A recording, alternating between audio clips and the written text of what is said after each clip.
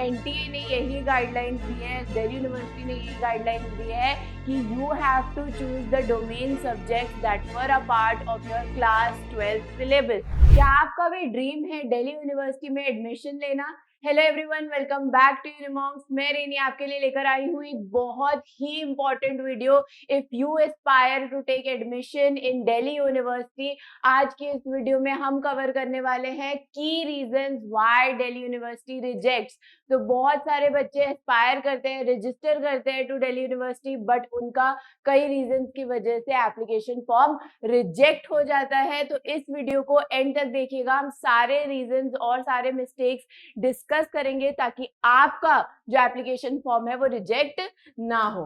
सो ये है हमारा प्रीवियस ईयर रिकॉर्ड कि 2022 में सीयूईटी में अपीयर किया था 9.5 प्लस लाख स्टूडेंट्स ने, और दिल्ली यूनिवर्सिटी को एम किया था 2.5 प्लस लाख स्टूडेंट्स ने, लेकिन किन्हीं रीजंस की वजह से उनका एप्लीकेशन फॉर्म जो है वो रिजेक्ट हो गया और रजिस्टर्ड कैंडिडेट्स थे सिर्फ 1.5 प्लस लाख। वही डेटा अगर हम 2023 का देखें तो 11.5 प्लस लाख स्टूडेंट्स ने सीयूईटी का एग्जाम दिया था, और एस्पायर यानी कि दिल्ली यूनिवर्सिटी को एम किया था 3.5 प्लस लाख स्टूडेंट्स ने, लेकिन रजिस्टर हो पाए थे सिर्फ 2.2 प्लस लाख स्टूडेंट्स। यानी कि आप देख सकते हैं कितने बच्चों का जो है फॉर्म रिजेक्ट हुआ था।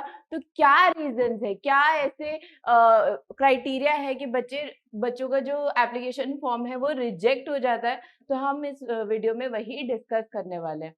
फर्स्ट सबसे इंपॉर्टेंट रीजन कि candidate appeared in domains in CUET that were not a part of his और हर class 12th subjects.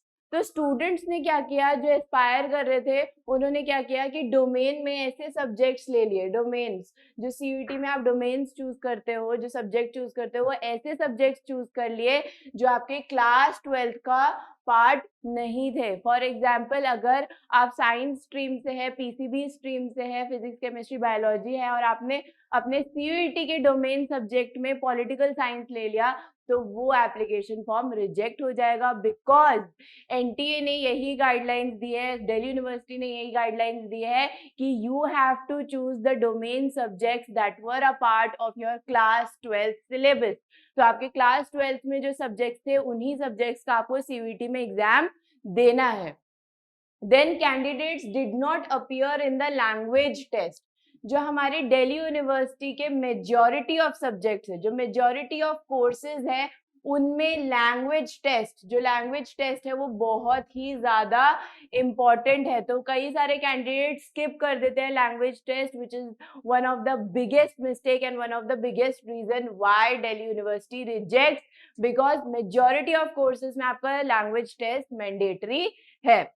Then category certificate, example OBC, NCL and general EWS not according to latest information bulletin। तो कई सारे बच्चे जो है category certificate अपना जो पुराना वाला चल रहा है वही लगा देते हैं, but that is also a mistake, that is also a reason why Delhi university rejects. तो आपको जो है अपना कैटेगरी सर्टिफिकेट ओबीसी, एनसीएल या जनरल ईडब्ल्यूएस या जो भी कैटेगरी सर्टिफिकेट आपका लगता है वो according to the latest information bulletin, जो लेटेस्ट इंफॉर्मेशन बुलेटिन है उसके अकॉर्डिंग ही लगाना है। जो लेटेस्ट इंफॉर्मेशन बुलेटिन है उसके हिसाब से जो है बोला गया है कि आपका जो कैटेगरी सर्टिफिकेट है वो आफ्टर 31 मार्च का होना चाहिए। सो 31 मार्च 2024।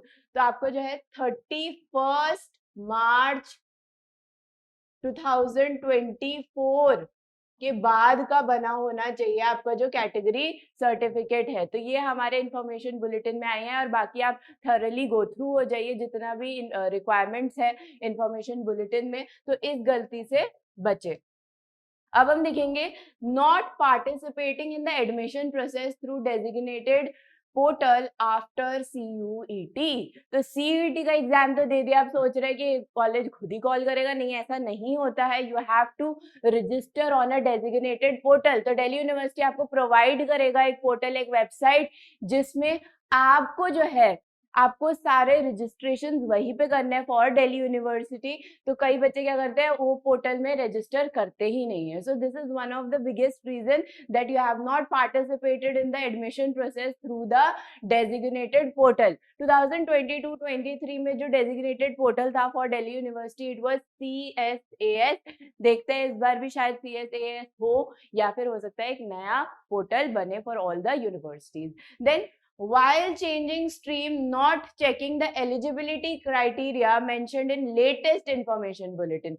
तो जब आप चेंज करते हैं अपना स्ट्रीम, फॉर एग्जाम्पल आप साइंस स्ट्रीम से and you want to pursue BA program और BA ऑनर्स, तो आपने जो है एलिजिबिलिटी क्राइटेरिया देखी ही नहीं and you have just give the CUET paper और आपने जो है रजिस्टर कर दिया।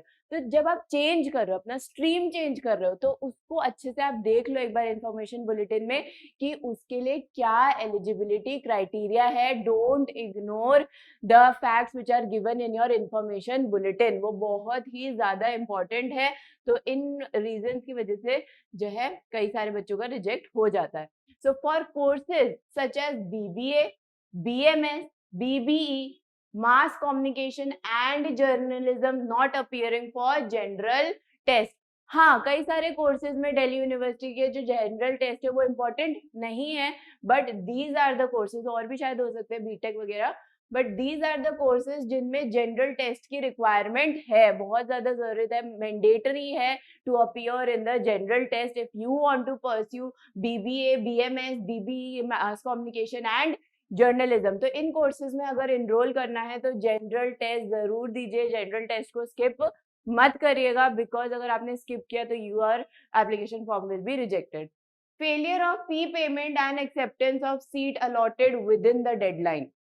तो कई स्टूडेंट्स क्या करते हैं, कई स्टूडेंट्स जो है कॉलेज अलॉट हो जाता है and they miss the deadline. ठीक है, वो डेडलाइन उनको दी जाती है कि हाँ इतनी डेट तक आपको फीस सबमिट करना है, इतनी डेट तक आपको जो है कॉलेज का जो है एक्सेप्टेंस करना है, but they fail to do so. क्या करते हैं, वो डेडलाइन मिस कर देते हैं। तो that is also one of the reason why the students do not get admission in the Delhi University. So not responding to queries generated by the college on designated CSAS portal during verification। तो verification के time पे कई बार colleges जो है आपको portal के through queries send करते हैं कि ये रिक्वायरमेंट है, ये रिक्वायरमेंट है, या ये उनको जरूरत है, आपको जो है रीच आउट करते हैं थ्रू दिस पोर्टल। कई बच्चे जो है वो फेल टू डू सो जाते हैं, वो लोग नहीं रिस्पॉन्ड करते हैं उन क्वेरीज का, जिसकी वजह से उनका एप्लीकेशन फॉर्म रिजेक्ट हो सकता है।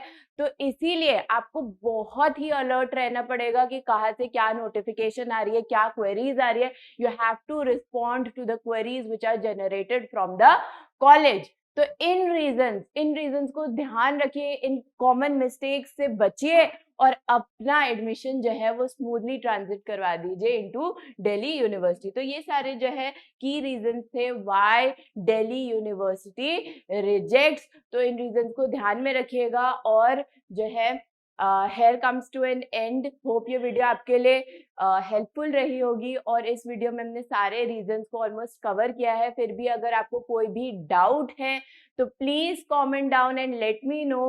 होप इस वीडियो के लिए बस इतना ही, मिलते हैं नेक्स्ट वीडियो में। Thanks for watching and subscribe to यूनिमॉम।